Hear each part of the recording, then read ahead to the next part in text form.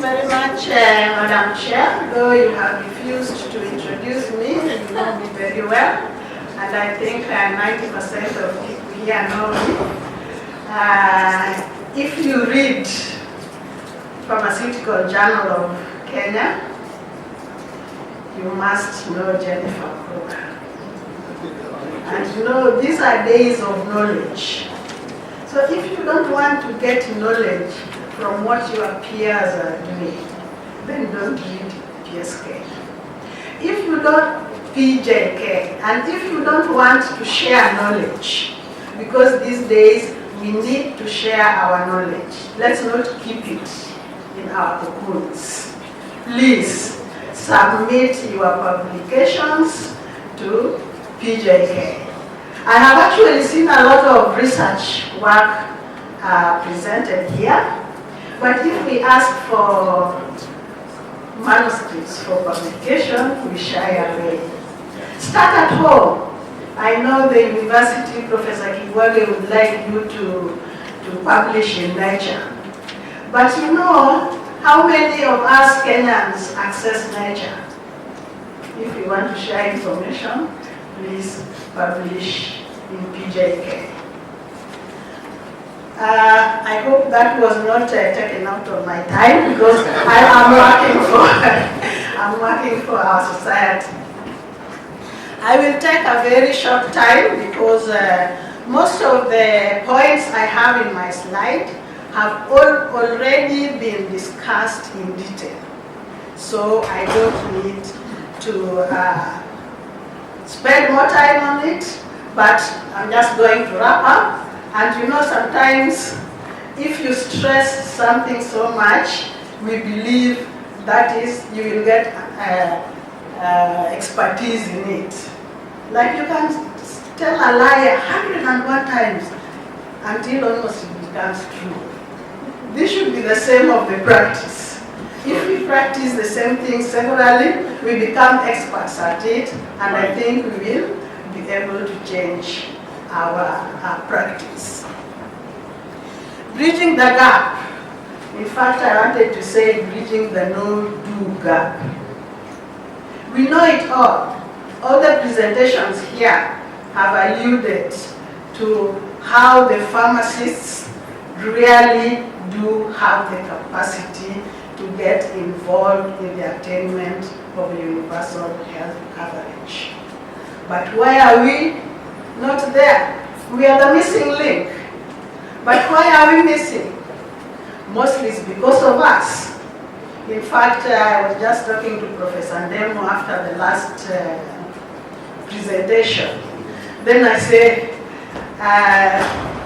our doctor colleague gave us statistics of the doctors and the nurses. Where are the pharmacists? The missing link. Nobody remembers about us. Why so? We are not putting our faces in front, yet we have a lot to give to the society. So what is universal health coverage really? Are we going to be able to cover the whole country? I know we are talking about public health, we are talking about going back to the roots, to the community, but universal health coverage starts from the top to the bottom. Those who have must be covered properly, must be given quality pharmaceutical care, must be have access to medication. And so are the Wanjikus at the bottom there. So what are we doing as pharmacists to make sure that we come out from our cocoons and join our professional colleagues to be able to take care of the universal health coverage? As I said, most of the things which I have here have already been talked about. UHC would like to achieve access to quality health care. That has been discussed, remunerated on. Financial protection, we have just had it in most of and then the health impact. There is really no need giving access to medicines which are not going to cure. And then those are where the waste comes in, the cost comes in. If we cannot cure and we have to prescribe more and more, we are increasing the cost. So what I'm trying to say today is that we can join our medical colleagues to be able to participate, contribute in every domain of pharmacy care. Let's not look at drugs only. I know we are always concerned about curative care, drugs as pharmacists. How about if we started from preventive care? We have a role to play there. Promotive care, the pharmacists have a role, which I will just run through quickly because this is what I'm going to talk about. Of course, curative care, 70, 80, or 90% are the pharmacists. Rehabilitative care and palliative care. So I gave those 5 domains.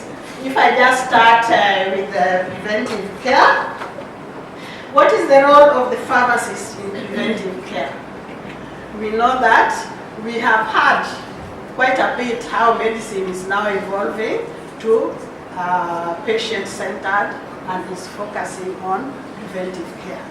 So the nitty-gritties actually have been discussed in detail, so I don't need to go through. We can also do counseling. I think that is what MTM is doing. They are counseling the patient, at least to take care of themselves so that we prevent any diseases. This is just an example. Counseling women about folic acid to prevent these tubal defects, or even those who are addicted to tobacco or drugs.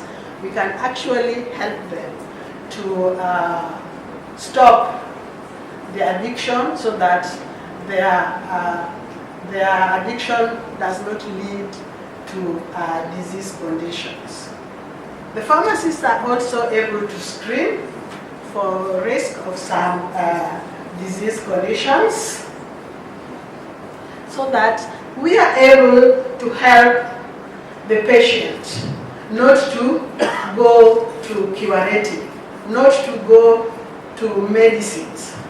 So at that point, we are actually attaining the cost of healthcare.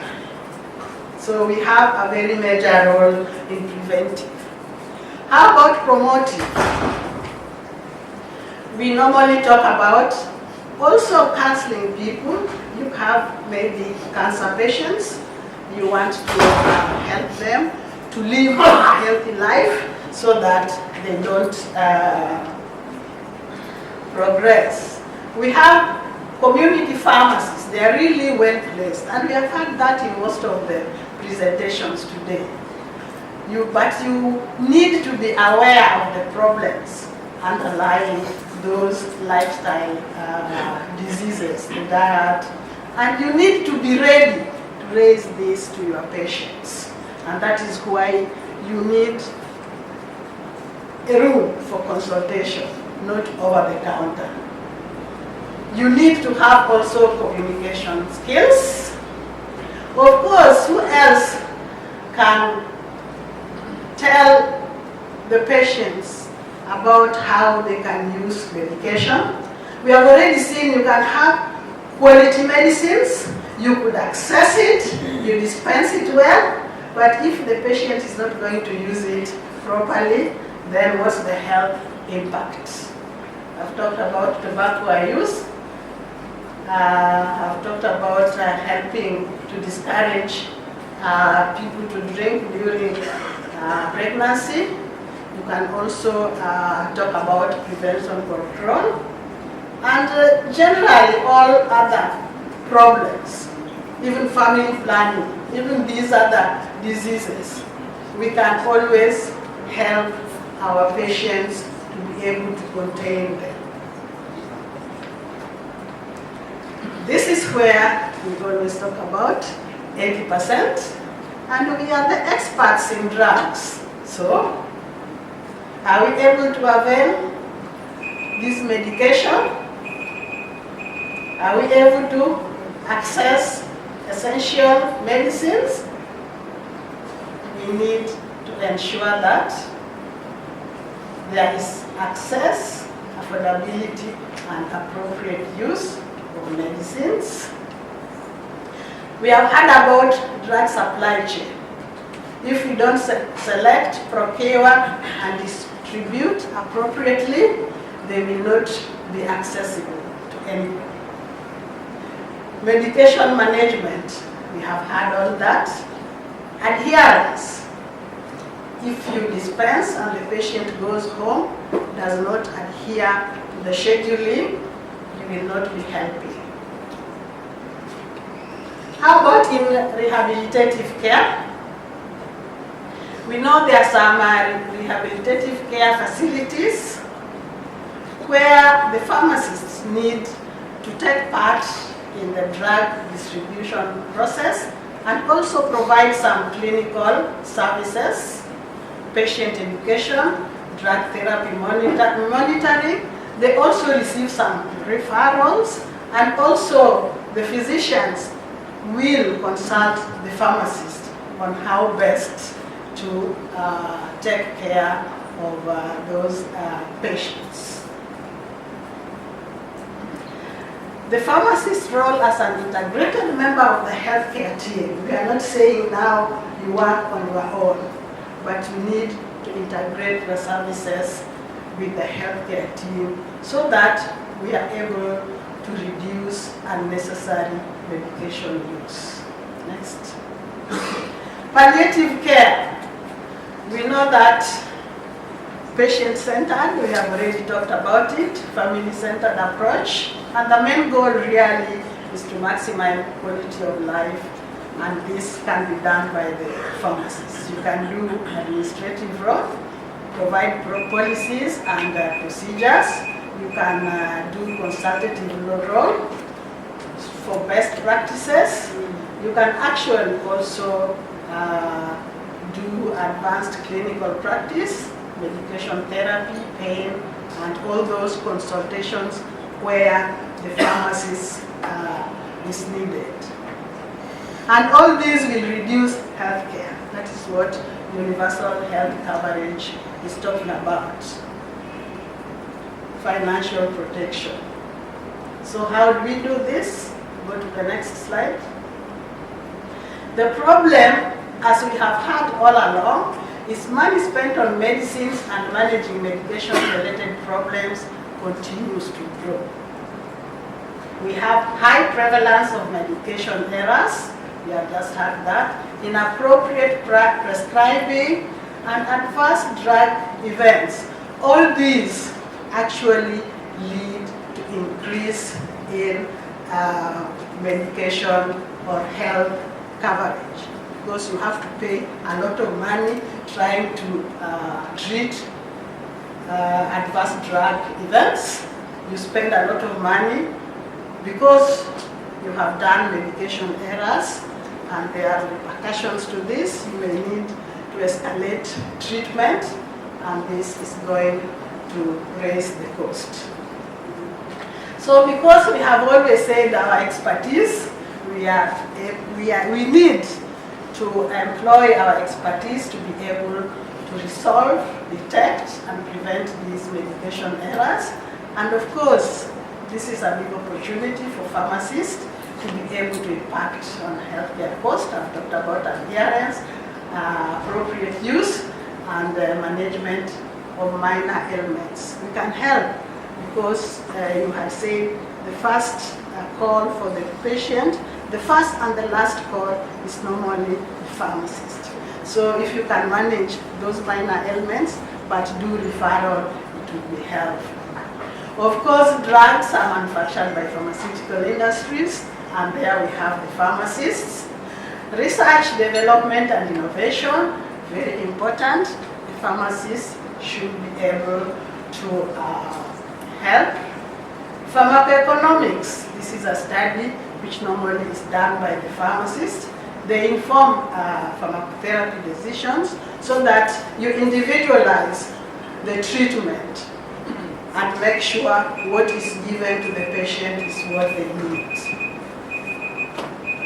Really, pharmacist is very, very important and very key in cost saving of the medicines. And I will conclude by saying pharmacist involvement in management and oversight of medication use across healthcare domains will positively affect outcomes while maintaining responsibility. Pharmacists need to use their professional discretion in setting priorities for the achievement of universal health care. Yes, we can. We have all the facilities. We have all the expertise. So why are we not bridging this no-do gap? We know it all, but why are we not doing it? Thank you very much.